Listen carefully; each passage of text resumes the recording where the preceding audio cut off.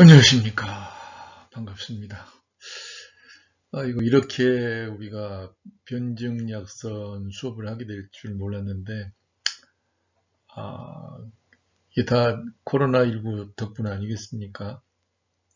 또 우리가 이걸 부정적으로만 받아들이지 않고 긍정적으로 또한 받아들일 필요가 있고, 시대적 사명으로 받아들인다 한다면 우리는 이 코로나19를 극복하고 또 코로나19를 극복하는 데 도움을 주는 그런 내가 돼야 되겠다. 코로나19를 걸리는 것보다는 물론 이제 누가 뭐 걸리고 싶어서 걸린 것은 아니지만 전염병이라고 하는 부분이 결국에는 무릎을 꿇어야 될 것이 아니라 극복을 해야 될 부분이다 보니까, 그리고 건강 증진과 질병 예방의 음식을 만든다, 그런 정신의 기치 아래 모인 우리들이기 때문에 우리는 이 코로나19를 부정적으로만 받아들이지 말고 좀 긍정적으로 우리의 공부하는 부분에 적극적으로 포함시켜서 공부를 해야 될 필요가 있지 않겠냐, 그런 생각을 해봅니다. 여러분 생각들은 어떠십니까? 물론 저하고 똑같은 생각들을 다 하고 계시리라고 생각합니다. 그래서 몇 년 전부터 사실 그 약선 요리 부분이나 우리가 어떤 기능적인 음식들을 만든다라고 생각을 하게 되어진다면 반드시 이 호흡기 관련된 쪽에 음식들을 좀 보강해야 될 필요가 있겠다. 뭐 미세먼지, 환경 오염이니 하는 이런 여러 가지의 요인들이 줄어들 기세가 보이지 않잖아요. 아무리 노력을 한다 하더라도 또 우리나라만 노력한다고 해서 될 일도 아니고 전 세계적인 상황이 함께 돌아가기 때문에 우리는 세계적인 그 상황들을 볼 때도 역시 호흡기에 관련된 부분이 숙제는 숙제다. 사람이 심장이 안 뛰어서 죽는 확률보다는 숨을 못 쉬어서 죽는 확률이 훨씬 더 크죠. 훨씬 많죠. 그래서 심장이 멈출 때 사람이 죽는다라고 이야기를 하지만 숨을 안 쉬기 때문에, 못 쉬기 때문에 심장은 멈춘다라고 이야기를 해도 또 과언이 아닙니다. 아무튼 우리 이렇게 다시 만나게 됐습니다. 온라인 통해서 수업을 진행을 해볼까 하는데요. 우리 첫 번째 수업은 혈액순환과 변증약선입니다. 사실 혈액순환의 범위가 굉장히 광범위하기 때문에 여기 공부에서는 최대한 줄인다고 줄여보지만 그래도 일상적으로 가장 많이 여러분들이 들어봤을 만한 그런 증상들이나 증후에 대한 부분의 혈액순환이 되겠습니다. 그래서 고혈압과 고지혈 그리고 저혈압에 관련된 부분을 포함시킨 변증약선이 되시겠습니다. 평소에는 증상이 없는 고혈압, 이게 방치하게 되어지면 이 심장 건강에 아주 치명적인 결론에 도달하게 됩니다. 예고 없이 찾아든 이러한 침묵의 살인자. 1945년 2월 얄타 회담에서는 프랭클린 루즈벨트 미국 대통령과 러시아의 스탈린 그리고 영국의 윈스턴 처칠 이 세 사람이 모여서 얄타 회담이 열렸습니다. 그런데 이 루즈벨트, 스탈린과 처칠 이 세 사람의 공통점이 무엇인지 아십니까? 하나, 둘, 셋! 예, 맞습니다. 바로 뇌졸중, 고혈압, 뭐 이런 쪽에 관련되어서 이 고혈압을 고생하다가 돌아가신 분들이죠. 2007년 영국의 저명한 의학 잡지 람셋에서는 인구 60억 명 중에서 약 10억 정도가 고혈압으로 고생하고 있고 2025년에는 15억 6천만 명이 고혈압으로 고생할 것이다 라고 이렇게 예고를 하고 있었습니다. 우리나라 같은 경우에는 약 30세 이상의 성인이 30% 이상의 고혈압으로 고생을 하고 있는데요. 이 고혈압은 사실 그 후유증이 더 이제 무섭기도 해요. 그래서 전신마비 후유증으로 또 전신마비 후유증을 남기는 뇌졸중도 바로 고혈압이 후유증이라고 들을 수 있고, 그리고 심근경색도 역시 고혈압의 후유증으로 볼 수가 있습니다. 그리고 평생 혈액투석으로 고통을 감내해야 될 바로 이러한 심부전증도 역시 고혈압의 후유증이라고 말씀드릴 수가 있습니다. 1919년 사망원인 통계를 보게 되어지면 1995년에서 2018년 사이에 상당히 변화가 두드러지 나타나고 있는 것이 있습니다. 1995년에서 이제 2018년에 되어졌을 때 사망 원인의 3위로 그 껑충 뛰어오른 것이 있는데 그게 바로 폐렴이죠. 그래서 폐렴이 굉장히 많이 늘었고, 꾸준히 폐암 같은 경우에는 계속 1위를 사망 원인으로서 계속 달리고 있었습니다. 그리고 두 번째는 뇌혈관 질환이었는데, 뇌혈관 질환은 오히려 천천히 낮아지고 있어요. 왜냐하면 미리미리 이제 조심하는 경향들이 사회가 발전하면서 경제적인 여건이 되다 보니까 건강을 이제 챙기고 있었던 부분이 듭니다. 그러나 심장질환도 역시 꾸준히 올라간 반면에 급속도로 올라간 것이 바로 예전에는 찾아보기 힘들었었던 폐렴이 급속도로 치면 올라가는 것이 폐렴이라고 볼 수가 있는 거죠. 그래서 지금 호흡기에 관련된 부분이 역시 우연이 아닌 것이라고 볼 수가 있습니다.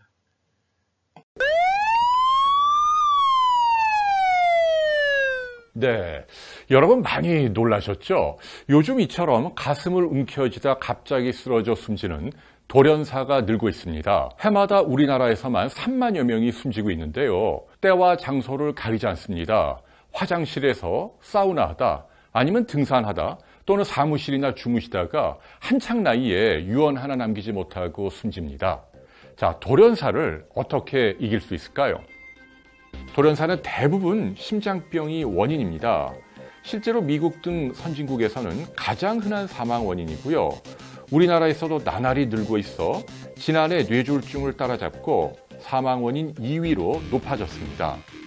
돌연사의 뿌리는 바로 협심증입니다. 심장혈관이 좁아지는 질병으로 고지방, 고탄수화물 등 서구화된 식생활로 기름이 혈관에 쌓이는 게 주된 원인 중 하나입니다.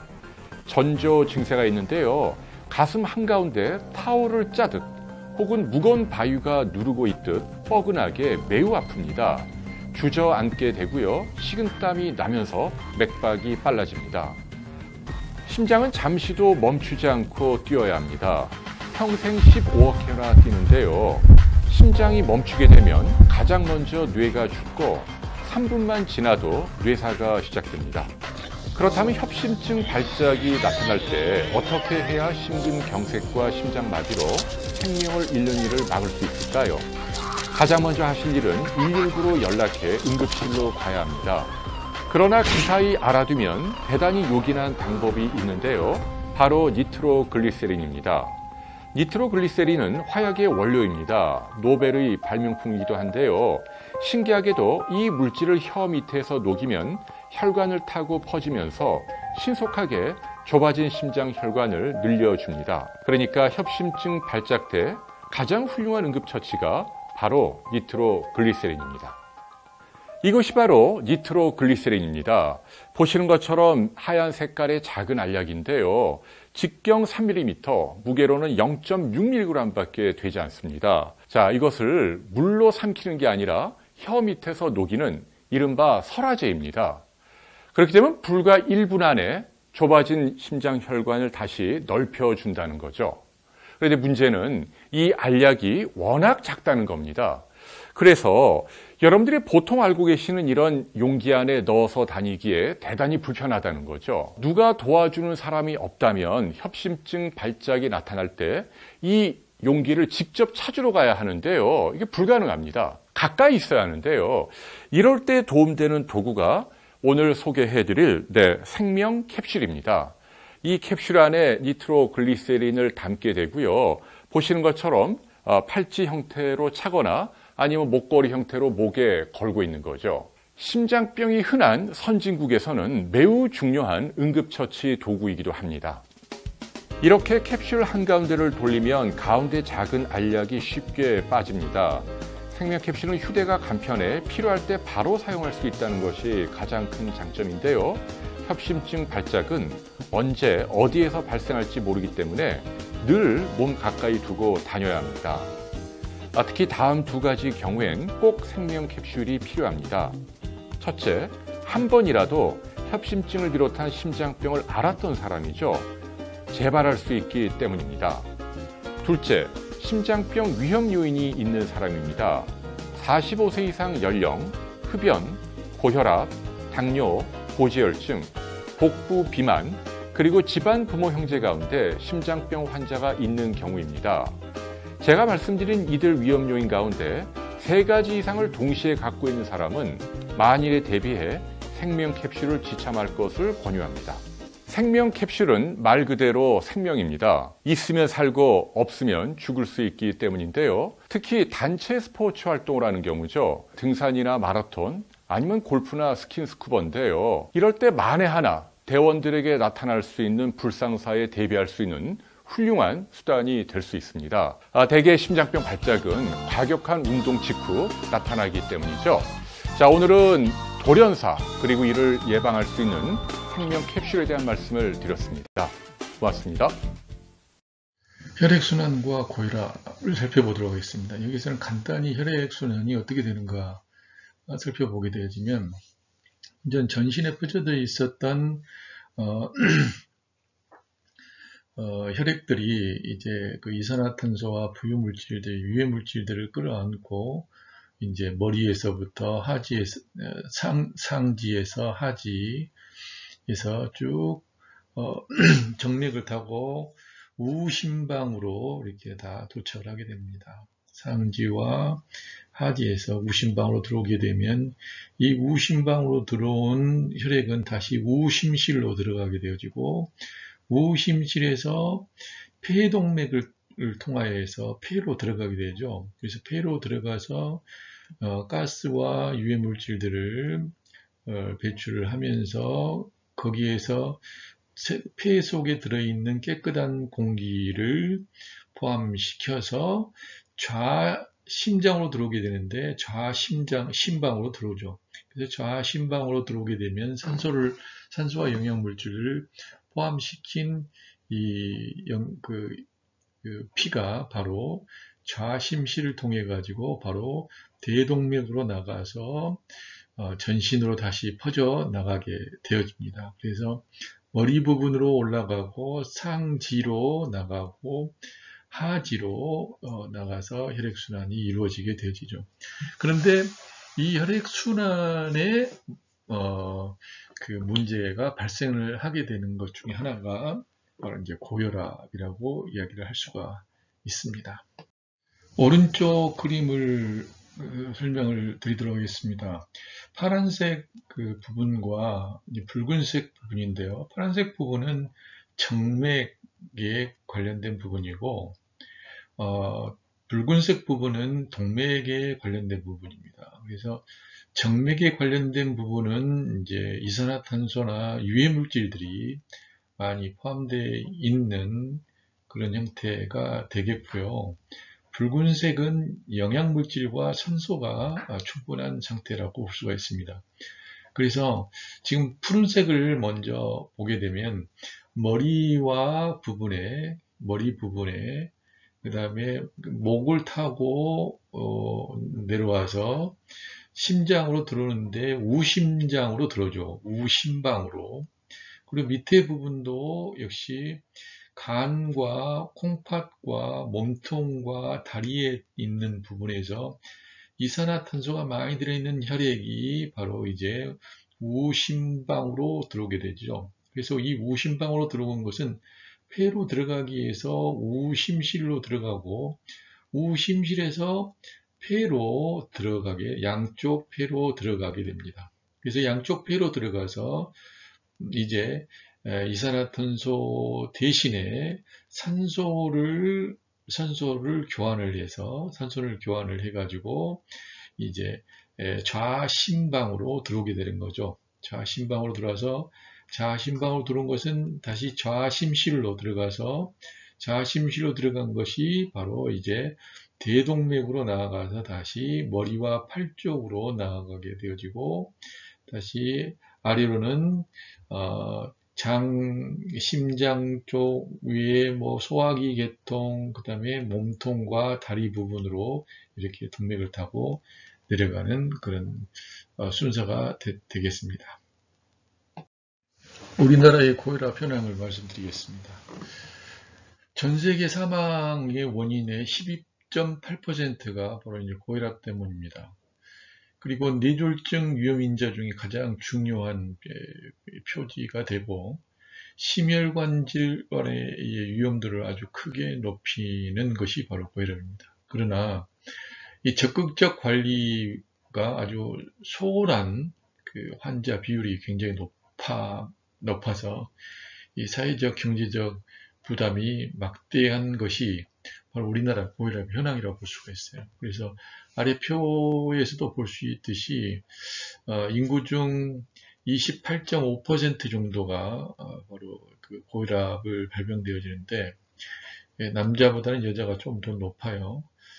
2011년도 그 국민건강통계의학에 되어지면 이 특이하게 나타나는 것이 환자들이 자신을 환자로 인식하는 비율이나 그 인지율, 그 다음에 환자들 중 치료를 받는 그 치료율, 그리고 치료를 환자 중에서 이 조절이 잘 되는 어떤 조정률 이 부분을 보게 될 때 사실 자신이 환자로 인식하는 비율이 상당히 낮다는 거예요. 그러니까 나도 모르게 찾아오는 이제 그 고혈압이다라고 이야기를 하는 것이죠. 그리고 원래부터도 그런 증상들이 쭉 있어 왔다가 어느 날 갑자기 터지는 부분이다 보니까 사실 인지하는 인지율이 상당히 낮습니다. 특히 여자에 비해서 남자들이 훨씬 더 낮아요. 치료도 역시 남자에 비해서 여자에 비해서 남자들이 치료가 더 잘 안 됩니다. 여자들 같은 경우는 인지율도 76%, 치료율도 71%, 그 다음에 조정이 잘 되는 부분도 49%에 달한 반면에 남자들은 절반에 못 미치는 것을 볼 수가 있습니다. 혈액순환은 우리 이제 사회로 봤을 때는 국가 도로망이라고도 이제 이야기를 할 수 있겠는데 뭐 고속도로뿐만 아니라 이제 아주 작은 도로까지 포함을 시킬 수 있겠죠. 그래서 큰 도로, 뭐 고속도로는 우리 이제 동맥이나 대동맥이나 대정맥 정도 된다 한다면 그 모세혈관 정도는 이제 간선도로에서 골목길에 이르기까지, 샛길에 이르기까지 그런 포함된 도로가 바로 그렇게 이제 그 모세혈관이라고 이렇게 비유가 가능하겠어요. 근데 이제 우리가 2019년까지의 이 도로망 계획을 통해서 보게 되면 우리나라 도로의 총 연장은 약 97,252km라고 이야기합니다. 고속도로가 2,778km, 쭉 합하다 보면 9만 km가 넘게 되는데, 그래서 이 9만 km가 넘는 부분은 지구 둘레를 약 4만 km로 봤을 때 지구 두 바퀴 반 정도를 돌 수 있는 길이라고 이제 볼 수가 있어요. 거의 우리 사람의 그 혈관의 길이와 맞먹는다고 볼 수가 있겠습니다. 이 도로는 상당히 지금 정체 구간이 확실히 보여지고 있는 부분이죠. 아마도 이 부분은 서울에서 고향을 찾아가는 귀성객들의 차들이 아닐까 싶습니다. 너날 것 없이 이제 추석이나 설 이제 명절에 고향을 찾아가기 위해서 도로로 차를 몰고 나온 거죠. 그러다 보니까 내려가는 쪽이 너무나 사람들이 많고, 반대로 이제 그 서울로 올라가는 사람 쪽은 적기 때문에 한쪽은 아주 한산합니다. 그래서 오른쪽은 굉장히 한산한 반면에 왼쪽은 아주 이게 길인지 주차장인지 모를 정도로 이제 이런 상황이죠. 근데 우리 혈관 같은 경우도 이런 일들이 벌어질 수가 있을지도 모릅니다. 근데 물론 이렇게 고속도로처럼 한쪽은 뭐 딱 막혀 있고 한쪽은 텅 비어 있고 이제 이런 경우들은 이제 없죠.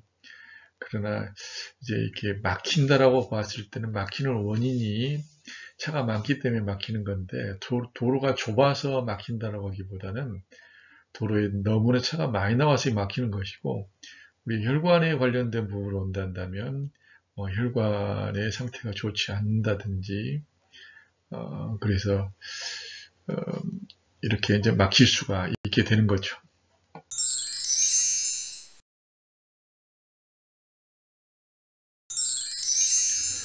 정상적인 혈관입니다. 어떤 원인에 의해서 이제 혈관 안에 염증이 발생한 이제 상황입니다. 염증이 치료되고 염증이 발생되어지고 다시 염증이 발생하고 염증을 치료되어지는 과정 속에서 혈관 내벽에 상처가 이제 고질화되어 있는 상황이죠. 그 상황에서 이제 혈액의 순환들은 이렇게 활발하게 잘 일어나고 있지 않는 것을 볼 수가 있습니다. 혈관 내벽에 문제가 이제 심각하게 발생하는 단계입니다. 이 정도 되게 되어지면 이제 혈관 내벽 안쪽에 있는 물질이 혈관 내벽의 파열로 인하여서 이제 그 혈관 안으로 이제 유입되어지는 이런 상황이 발생을 하게 되어집니다. 그러면 이 염증 물질들과 혈액 안에 들어있는 여러 부위 물질들이 이제 서로 만나게 될 수밖에 없는 혼합되어질 수밖에 없는 이제 상황이 발생이 되어지게 되지고 그러게 되면 혈액순환은 더 문제가 발생하게 됩니다. 앞에서 살펴본 것과 같이 혈관의 정상적인 혈관이 문제를 일으키는 이제 혈관으로까지 발생되어지는 이 단계적인 부분들을 따라가면서 이제 혈관은 약해지게 되어지고 또한 심장에서 펌프질하는 그 힘을 잘 감당하지 못하게 되면서 혈관의 이제 위험이 이제 노출되게 되어지고 혈압도 역시 높아질 수밖에 없는 상황으로 발생하게 됩니다. 그래서 이제 고혈압이 발생을 하게 되어지는데 고혈압이라고 하는 부분은 크게 세 가지로 분류를 할 수 있겠습니다. 첫 번째는 본태성 고혈압을 볼 수가 있고 두 번째 2차성 고혈압, 3번째 시민성 고혈압이라고 볼 수 있습니다. 본태성 고혈압은 원인이 밝혀지지 않은 1차성 고혈압으로서 전체 환자의 약 95%가 이 본태성 고혈압입니다. 다만 적어도 한 가지 원인이 아닌 여러 가지 원인들이 모여서 고혈압을 일으키는 것으로 생각되어집니다. 그 중에서 유전적인 요인, 즉 가족력이 가장 중요하게 자리 잡고 있는 것이 바로 이 본태성 고혈압이라고 볼 수가 있겠습니다.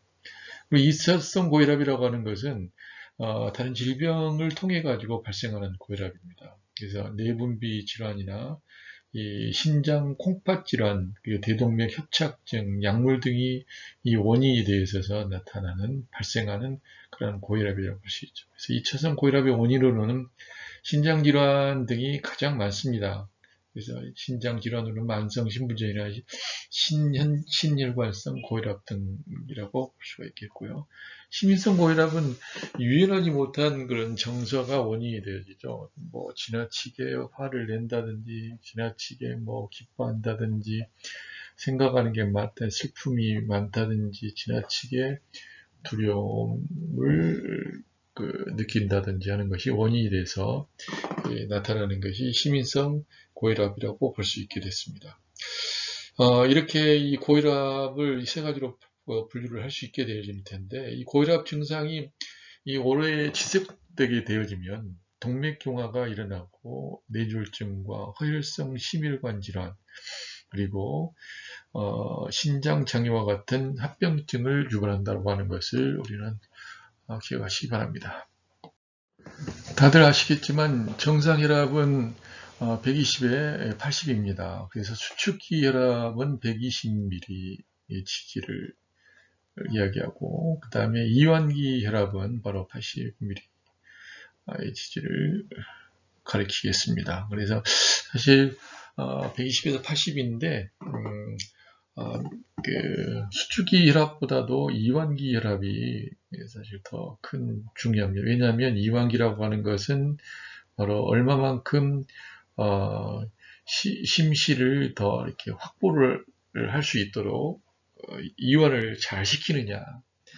만약에 심장 근육이 많이 둔화되고 막혀 있고 어떤 마비 증상이 있다고 한다면, 좀 탄력을 잃었다고 한다면 그만큼 이완을 잘 못하는 거거든요. 그렇기 때문에 충분한 이완을 할 수 있어져야 충분히 또 수축도 가능하기 때문에 이완기 혈압이 무엇보다도 중요합니다. 그래서 120이라 수축기 혈압이 120이라고 한다 하더라도 이완기 혈압이 막 90 정도 된다 그러면 이건 그렇게 정상적인 혈압이라고 이야기할 수 없는 거죠. 그래서 이완기 혈압이 굉장히 중요하다는 걸 여기서는 꼭 아시면 좋겠습니다.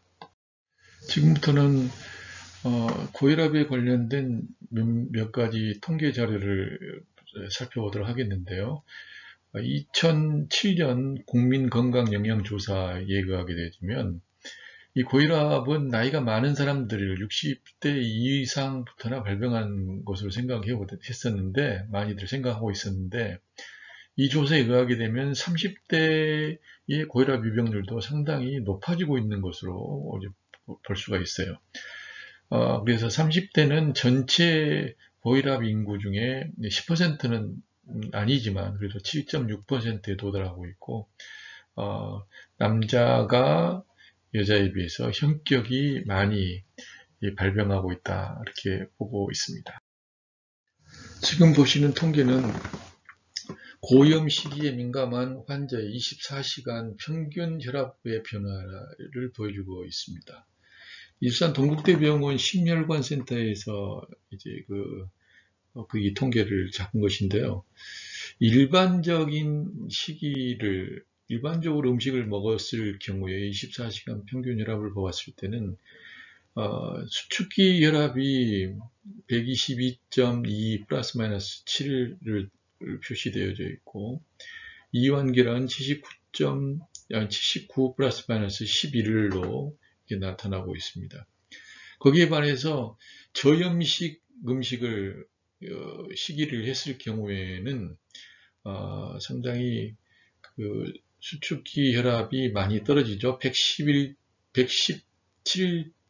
플러스 마이너스 7, 그리고 이완기 혈압도 75 플러스 마이너스 9로 이렇게 떨어집니다. 그러나 고염식을 하게 될 때는 일반 시기에 비해서, 저염 시기에 비해서 훨씬 더 상승하는 것을 볼 수 있어요. 그래서 혈압이 125 플러스 마이너스 7까지 올라가게 되지고, 이완기 혈압도 83 플러스 마이너스 10까지 이제 올라가는 것을 볼 수가 있어요. 그래서 수축기의 혈압이나 이 확장기, 이완기의 혈압이나 모두 다 이렇게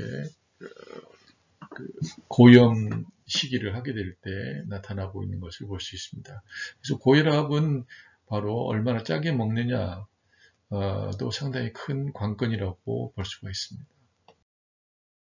고혈압이 소금을 얼마나 많이 섭취하느냐 아니면 얼마나 줄일 수 있느냐에 따라서 상당히 민감하게 그 차이를 보여주고 있는 걸 봤습니다. 24시간 내에 이렇게 많이 나타난 것을 봤는데 이 핀란드 헬싱키 대학에서는 이 소금 섭취량의 변화를 살펴봤어요. 그래서 1972년에서부터 2002년까지를 살펴보니까 핀란드 같은 경우는 1972년도에는 하루 섭취량이 거의 14g에 도달했었던 걸 볼 수가 있죠. 그런데 점점 줄어들어서 2002년도에는 8g을 약간 상회하는 정도로까지 도달하게 됩니다.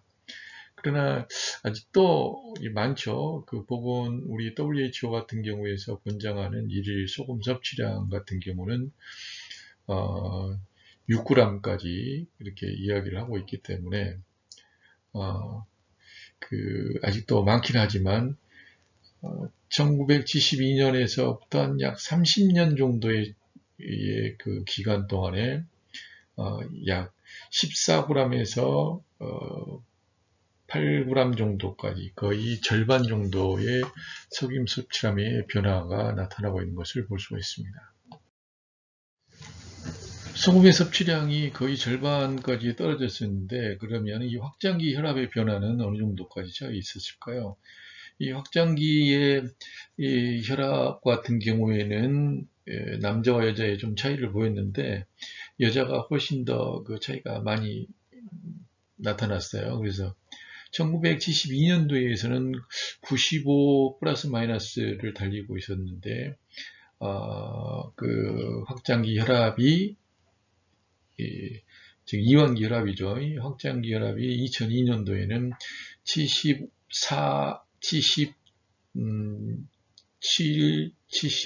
정도 될 것 같아요. 남자는 80, 한 3 정도까지 이렇게 쭉 떨어진 걸 봤을 때 역시 확장기 혈압이 이렇게 떨어진 이유는 바로 혈액 그 소금의 섭취량의 변화라고 간접적으로 보여줄 수가 있겠습니다.